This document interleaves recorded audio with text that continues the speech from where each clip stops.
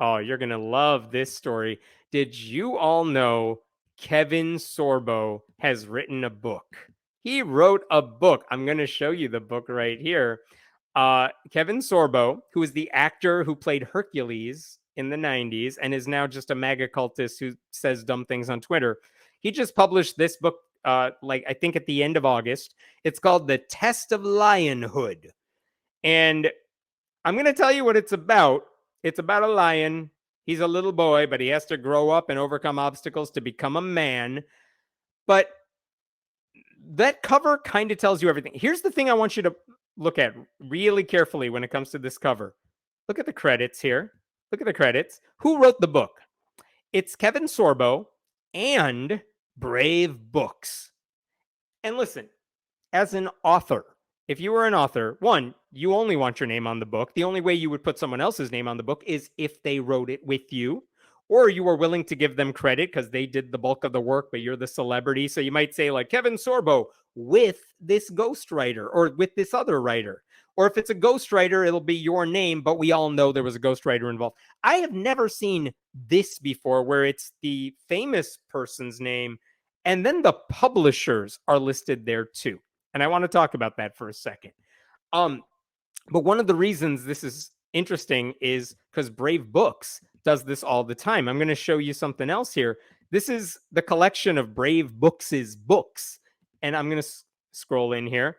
Check out what they got. They got a book by Kirk Cameron and Brave Books. Who is this one? By Elizabeth Johnson, the activist mommy, and Brave Books. I don't know who the Hodge twins are. I feel like that's a right-wing twins that I've never heard of. I've escaped that rabbit hole, but same deal. Elephants are not. I'm just squeezing down, scrolling down here. Who else? Dana Lash from the NRA. She's done this. Dan Crenshaw. He's the congressman with the eye patch from Texas, who's a Republican who tries to be the cool Bill Maher type of Republican, but he's just as culty as all the rest of them. And do we have any more? Oh, Jack Posobiec, who's just this right-wing troll. So again, you get the idea. This is what Brave Books does. They partner with right-wing celebrities. They slap the celebrity's name on the book and they put their own name on the book. Okay, there's nothing illegal about that, but interesting. So why did Kevin Sorbo, who's the most recent of these authors, why did he write a book? And here's the thing. I have a theory as to why he wrote this book. One, I don't think he actually wrote the book. I don't know how much he contributed to it. And we'll get to that in a second. But the other reason is he has no real movies to promote because no one's casting this guy in anything. He's a washed up actor from the 90s whose only way to generate attention these days is saying inflammatory things on Twitter.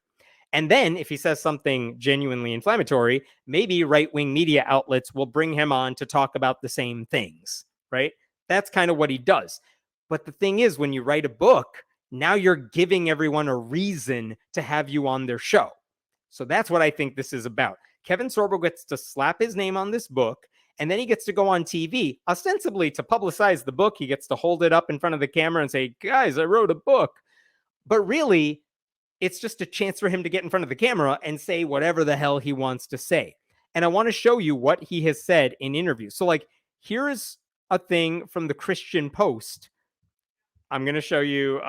Let's see if I could pull this up here. Oh my God. This is the headline from the Christian Post. Kevin Sorbo writes new children's book to expose dangers of woke gender confusion. Here he is holding his book that he's so proud of, all 37 words of it or whatever it is. But look at this part down here, because like you would imagine a lot of this article is about what's this book about. And check it out. You get a paragraph on that. Lucas, who is the lion, has to build up some courage, getting past all these different obstacles to get past the fear. It's really about letting boys become boys to hopefully become men, strong providers for families as they grow up. Let's see what else he has to say about the book. All the craziness that's going on with what we're doing to kids right now in public schools, we have to let kids be kids and let them grow up. That has nothing to do with the book. That's just right-wing bullshit when it comes to, like, grooming teachers or whatever. Sorbo said it's dangerous to teach children that men and women can swap sexes at will, which is a thing he just made up because no one does that, or that children can be whichever gender they choose. Again, It's not a choice. No one is telling kids, flip a coin. That's what you are that day. But again, this is why he's written the book. It's so we could say stuff like this and get quoted. The danger is trying to make them the same. We're not the same. It's like these transgenders, which is not a word, going in and racing against women in sports now, boxing matches. It's just crazy to me. Yes, this is why the transgenders win every gold medal in all the Olympics. But that's just one outlet. That's just one outlet. Let me show you what he did in Fox News because he's playing this game everywhere. Here we go. Come on. There we go. This is Fox News Digital. Notice how much they talk about his book, because that is what this article is about. Let boys be boys, let girls be girls, and let's stop chopping down men. There's a mention of the book in the subtitle, but again, that's not why he's doing this. If I scroll down here, there he is giving a Hercules pose. There you go. Okay. Here's the entirety of what the article says about the kids' book. The Test of Lionhood, out on Tuesday, August 29th from Brave Books, takes on these issues in an entertaining way for children. But beyond the pages of the book, Sorbo says he's quite worried about what's going on in the culture. They spent like that much space talking about the book. And look at how long this article is. And this is just Sorbo talking about whatever grievances he has.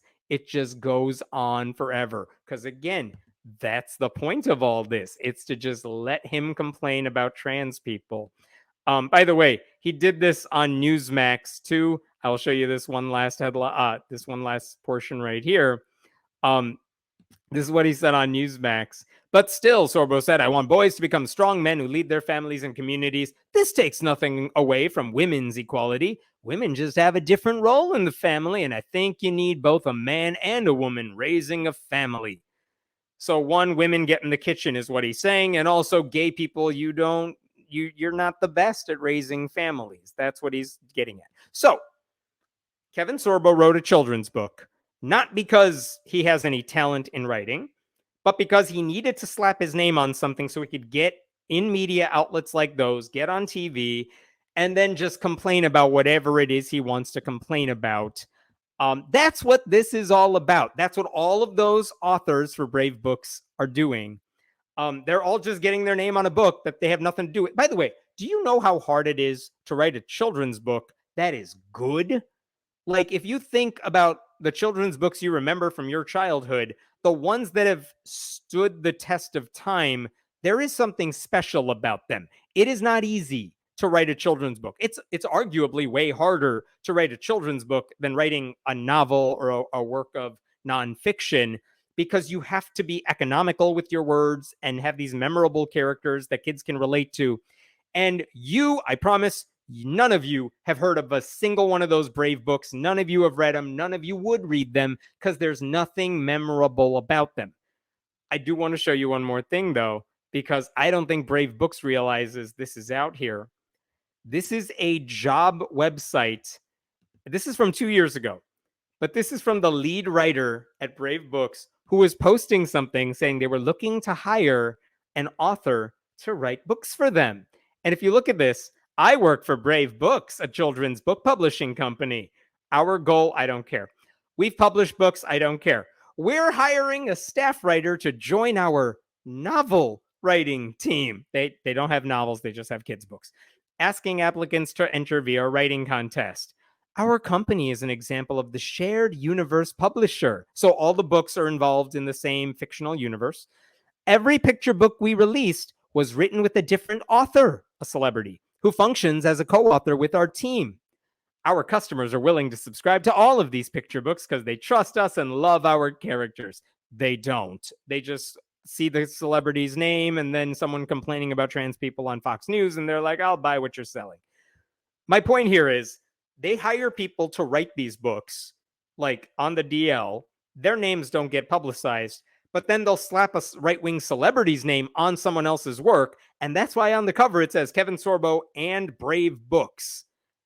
That's what's going on here. But really, here's the other part of this. When Kirk Cameron published his kids' book, yes, he got the media outlets to cover it. And yes, he got to talk about how much he hates gay people and all that stuff.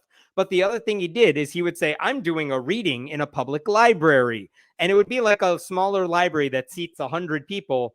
And then like 300 people would come to his event because it's Kirk Cameron and he has reach. And then the library would say, you can't have that many people here. It's a fire hazard. We need you to leave. Or you are saying stuff, you're spreading misinformation about our library, so we can't have you hold the event here. And then he claims that that is Christian persecution, and that drives another news cycle, and that sells more books. So that's what I think Kevin Sorbo is doing here.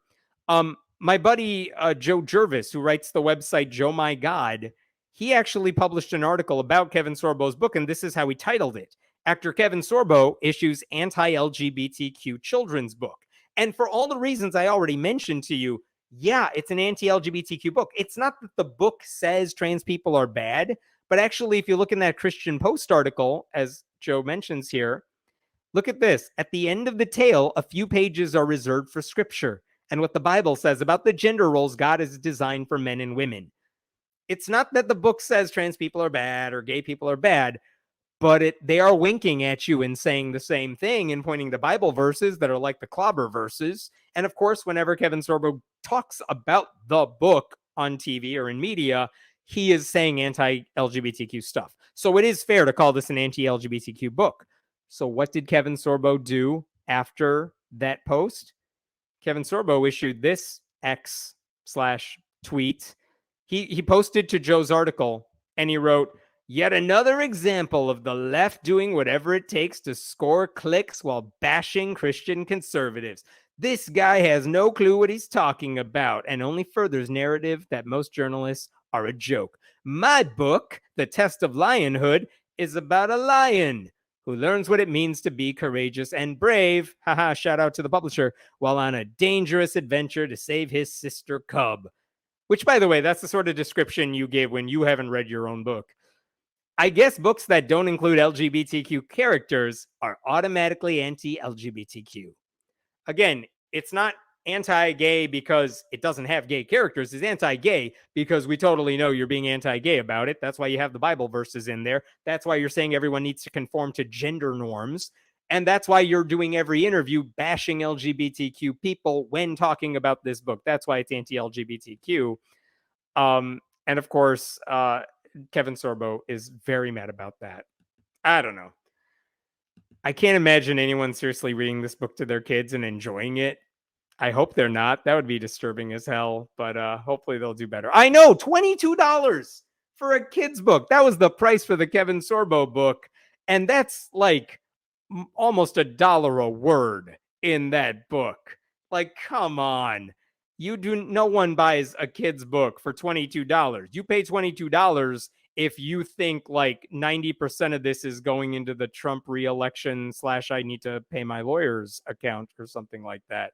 It's just, my book, which has more words, is not $22. It's $14. It's ridiculous. Gosh, I wonder what Elephants Are Not Birds is about. Yep, that's one of the Brave books.